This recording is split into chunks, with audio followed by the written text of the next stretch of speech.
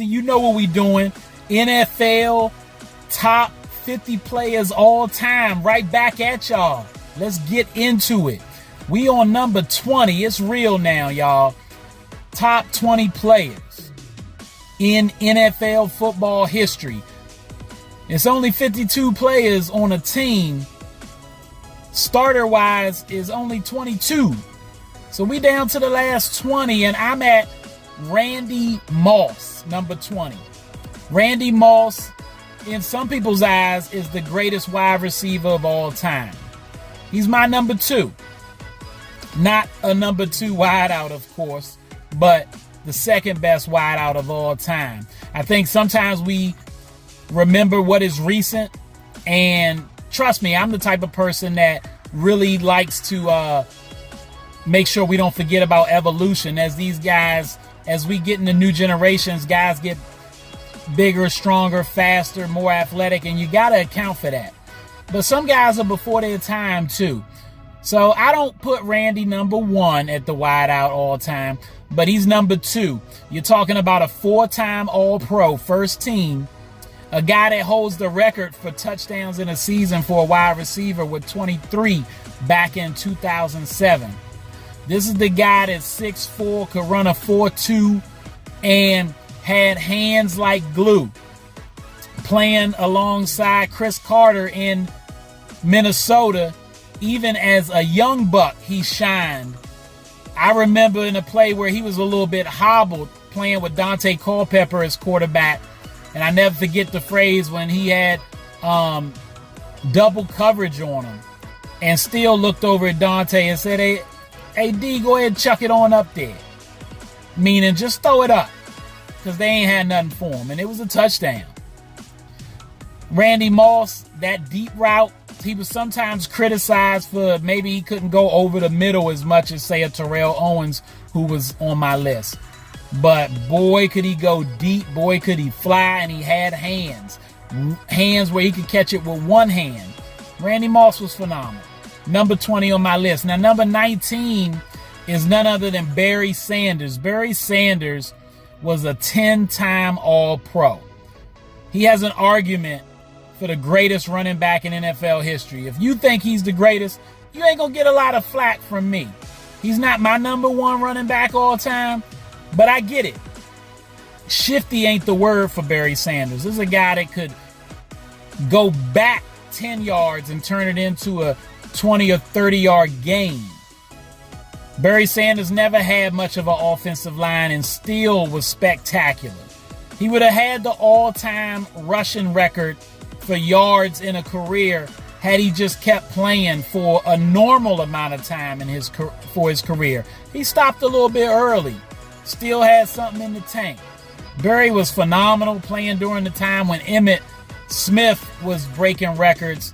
I never had any doubt that he was a better running back than Emmitt Smith back then. And like I said, I haven't seen many guys ever in the history of the league, not on film or personally, that messes with Barry Sanders. 10-time All-Pro and a league MVP. We can't forget about the league MVP, of course. Now at number 18, we back on the defense. None other than Ray Lewis. Ray Lewis, probably the best. You can make an argument for the greatest middle linebacker of all time. He's a 2-time champion and a 2-time league defensive player of the year. Ray Lewis is also a 10-time All-Pro, 7 times first team. Ray Lewis could stop the run. He could, when needed to, get in the backfield and have your quarterback on a swivel. He was the Super Bowl MVP in the first Super Bowl he played in and won. Ray Lewis could do it all, and he was like a quarterback on the other end. Him and Peyton Manning had some real battles against each other, where just trying to figure each other out, what the offense and the defense was going to do on each side of the ball. Ray Lewis was phenomenal, and you ain't want to get hit by him. And he was the ultimate hype man. Let's not forget, I could just see him coming out the tunnel, getting everybody hyped with his dance. I mean, he was a leader of men for sure, and a true motivator, in addition to just being an individually great player.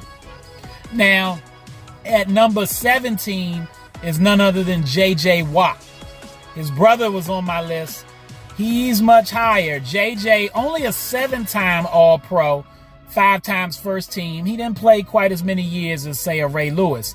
However, this guy was 3 times the Defensive Player of the Year. 3 times in his career. And he's a guy that is on my list that during his time in his career, you could make an argument there were multiple seasons in his career where the players considered him the best football player on the planet, regardless of position, period. And that was more than one time. This ain't just one season. That's the type of player J.J. Watt was. He could do it all on defense. On the defensive line, to me, he's a starter on my first team all defense.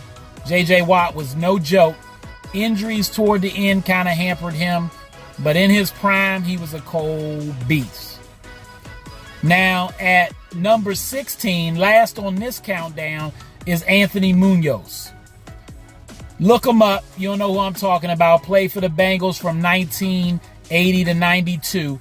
12 seasons with the Bengals. 11 of those he was All-Pro. 9 of those he was first-team All-Pro. Enough said. Pretty much every year he's All-Pro. Most considered him the greatest offensive lineman of all time. He's the highest ranking offensive lineman on my list, so that'll tell you something about the rest of the list. And that's the end of this video. Let me know what y'all think. All right, that's all the time I got. Y'all know what it is, and you know who you looking for. JHEATsportsmedia. And I'm, as always, coming at y'all with that fire. And you can find me on YouTube, Instagram, X, and TikTok.